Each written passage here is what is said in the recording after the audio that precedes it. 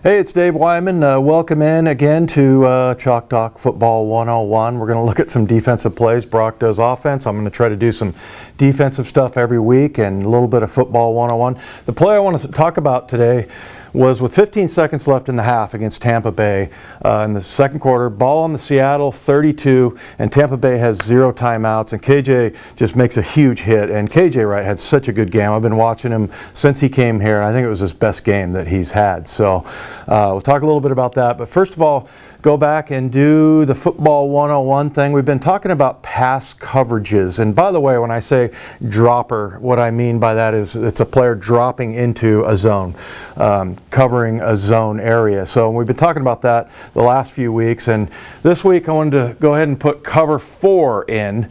And sometimes you hear that called quarters as well. But as we've talked about in previous weeks, the name of the coverage has to do in zone with how many guys are dropping deep and covering the deep part of the field. Okay, so your underneath zones are 12 to 15 yards, and then the deep zones are from there on to the goal line. So cover 4 is something that we've done 2, we've done 3. Cover 4, pretty simple. You're dropping 4 guys. That's all it is, and that's why they call it quarters. You divide the field up into quarters. And this is what it looked like to me. Now, I don't know if the Seahawks run cover 4 or not, or what they call it. And sometimes it's hard to tell based on where guys are dropping. But here's what it is. You know, these guys are just bailing and dropping deep.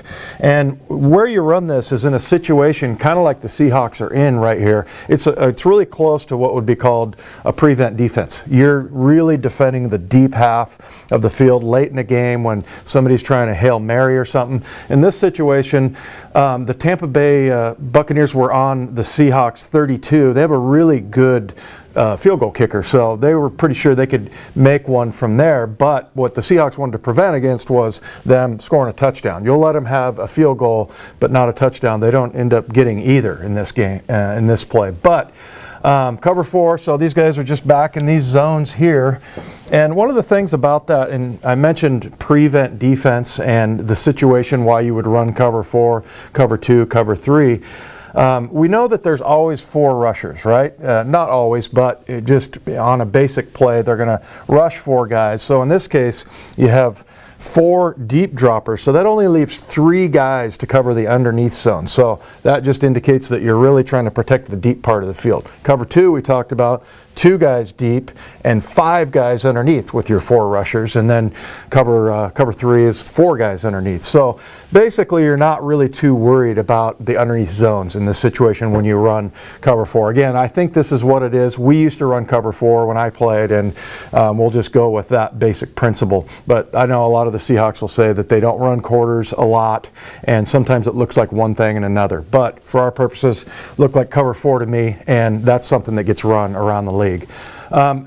This did not happen, but I want to show you a little principle of playing linebacker and when you're in a zone, kind of what you're up against and some of the reads that you would make. And so this was a play that I would see pretty regularly in a pass drop. So first of all, if this was me, the weak hook dropper into this zone right here, what teams will try to do is they'll try to get a guy in front of you and a guy behind you. So what I would see a lot of times is like a deep dig route. We would call this about 15 to 20 yards deep. And then underneath you, they would run what's called an arrow route, where the running back comes out and goes back in. So they're trying to get, you're right here as in this circle here as the linebacker, and you got the quarterback here. So you see his line of sight is there's a guy here and there's a guy here. There's a guy in front of you and there's a guy behind you. And so we talked about this before, that unless the quarterback really dips his shoulder and you know he's going to throw it deep, you don't really know whether he's throwing it here or here. So that's why you have to have some of these maxims that I heard from my coach Tom Catlin. And number 1 was quarterbacks have big egos. Okay, not Brock Huard though, because he's a nice guy. We love him. He's very, very humble. But no, quarterbacks, they want to throw the ball deep. So in a situation like this, as a linebacker dropping here, does he want to throw the 20-yard route or the 5-yard route? Well, of course he wants to throw the 20-yard route. So and then the next sort of little phrase that we had was, don't jump the short stuff there. They had other words for that, but don't jump this guy in front of you, because what happens is you jump up here and they throw the ball over your head, because again, the quarterback's making that motion towards you. You don't know if it's going over you or underneath you, but don't ever jump the short stuff. And then the last thing is 5 yards and a headache. So these are unofficial terms, but what you do in this situation is that you want to drop deep enough so you take this throw away, and then you rally up and tackle this guy, and we call that 5 yards and a headache. You know, especially in cover 4, you don't care. A lot of times you see this run, it's 3rd and 18, and a team will throw a little short route like this, or they run a draw and they get, you know, 8, 10, 12 yards. That's fine, as long as they don't pick up the first down. So, but when they do complete this pass, you want to come up and give them a headache. You want to hit them really hard, and that's what KJ does in this play. So so this is just things that just in general, this did not happen on this side of the field, but all the action took place over here on this side, and this is KJ Wright.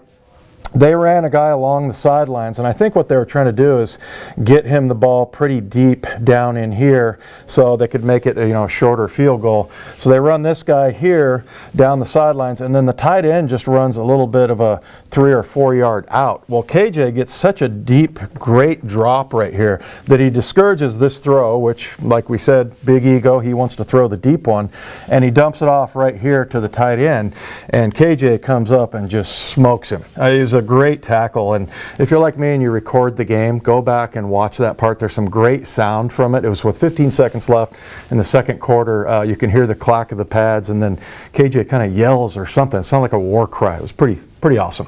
And so anyway, KJ comes up and he gives this guy actually only 2 yards and a headache, because he definitely clocked him. But it was interesting, this play, Tampa did not have any timeouts, and so because the player was hit inbounds by KJ and knocked out of bounds, it did not stop the clock. And you remember a few weeks ago against New Orleans, there was a similar play, and I know Pete was mad because they had to burn a timeout, but Kelsey McRae made a tackle and then the guy fell out of bounds. It looked like he was out of bounds, but the rule in the NFL is where you make contact with that guy and his forward momentum is stopped, that's how you rule it down. So he did hit him really hard, knocked him out of bounds, but he was in bounds when he was contacted. So ends up burning the clock all the way down. The Tampa Bay Buccaneers had no timeouts, so they weren't able to get a field goal. So actually saved them 3 points. Didn't end up counting in the end, but just a great play by KJ there of holding off the deep throw as a linebacker and then coming up and giving the guy 2 yards and a headache. We'll talk to you next week.